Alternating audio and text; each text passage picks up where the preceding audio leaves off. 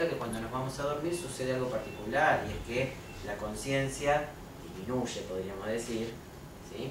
Y el inconsciente aumenta, y de ahí la posibilidad de soñar, ¿sí? La posibilidad de que aparezcan imágenes internas a través de los sueños, por ejemplo.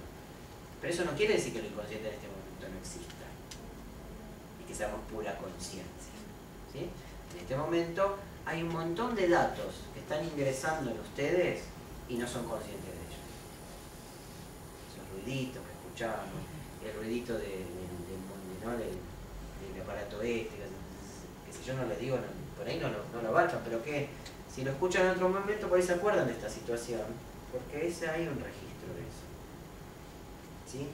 Y porque ese registro además impacta en un registro anterior que tenemos adentro nuestro, ¿sí? Es un registro que asocia con otra imagen, ¿sí? Bien.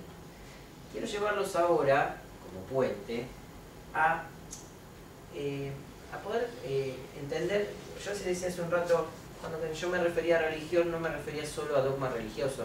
Cuando nosotros tomamos la acepción de la palabra religión, la mayoría de los autores coinciden que tiene básicamente dos acepciones, ¿no?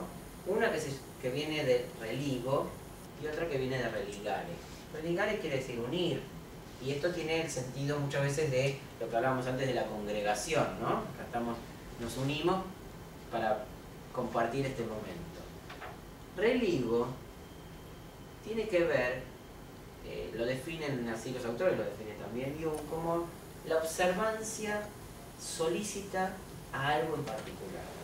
Que eso puede ser una divinidad, un espíritu, una ciencia, puede ser un trabajo, puede ser un afecto.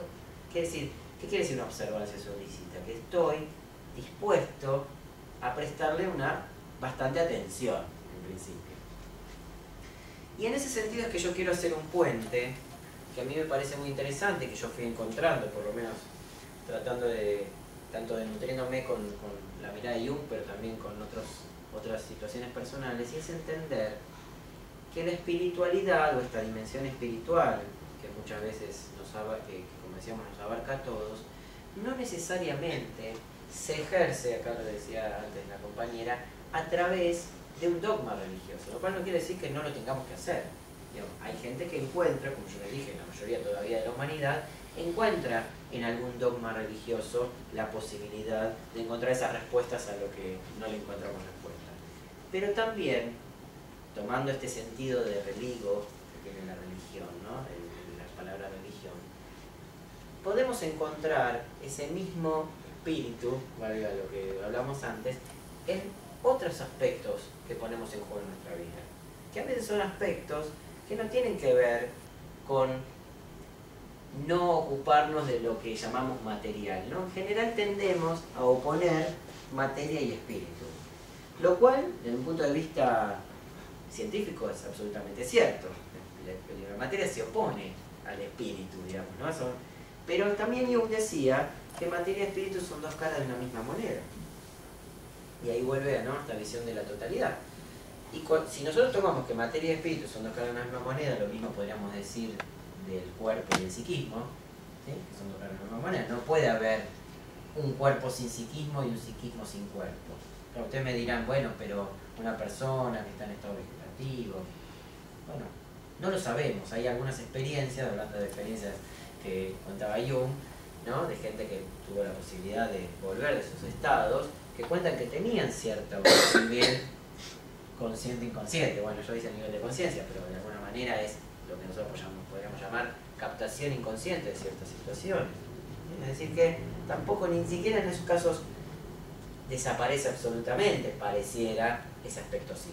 Pero más allá de eso, lo que quiero decir con esto es que, como estos son dos aspectos de la misma moneda, la moneda somos nosotros, la materia y el espíritu están tan integradas que en realidad en esta silla, que a alguien alguna vez se le ocurrió fabricar de esta manera, la diseñó, ¿no?, y después alguien la fabricó, de alguna manera está el espíritu del creador o del descubridor, diría yo más técnicamente, pero vamos a llamarlo creador para no generar controversia, de aquel que diseñó eso. No lo sabemos nosotros, ni sé cómo se llama la persona. Pero eso está ahí. Él sí lo sabe. Él sabe que cada uno de ustedes cuando se sientan, se está sentando su espíritu. ¿Sí? Pero, a lo que apunto es, en realidad, muchas veces tenemos una consideración, y por ahí con esto les siembro cierta controversia, y me encantaría que fuera así, porque me encanta de alguna manera provocar con esto, que es que muchas veces consideramos como que lo espiritual es, no me importa lo material, a mí no me importa el dinero, a mí no me importa tener plata, a mí no me importa tener bienes, a mí no me importa, a mí lo que me importa es otra cosa. ¿Sí? Lo cual no es alejado de la dimensión espiritual, pero también sería erróneo tomarlo de esa manera.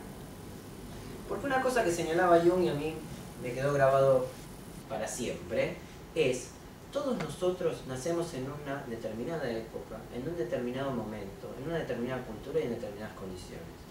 Y si negamos esas condiciones en las que nacemos, nos estamos alejando de nosotros mismos. Esto no quiere decir que no tengamos que aceptar las cosas como son, ¿eh? No estamos hablando de eso. Justamente los cambios, inclusive a nivel social, se producen primero por manifestaciones del espíritu, ¿no? A veces son pensamientos filosóficos, a veces son ideas. Después decimos ideas políticas muchas veces, pero son ideas. En un primer momento, a alguien en algún momento se le ocurrió, y alguien lo puso en juego, y alguien lo difundió, y otros se sumaron, y eso genera los cambios, a veces más globales o sociales. Pero lo que quiero decir es que también podemos encontrar la dimensión espiritual en lo que hacemos, en lo que nosotros decidimos hacer, siempre y cuando, y acá viene el siempre y cuando, pongamos en juego y tengamos de alguna manera cierta conciencia de que en eso que estamos haciendo estamos poniendo en juego nuestro espíritu. ¿Qué quiero decir con esto? Entonces yo puedo ejercer mi espíritu como padre, no me refiero a sacerdote, ¿no? Sino como padre de mis hijos.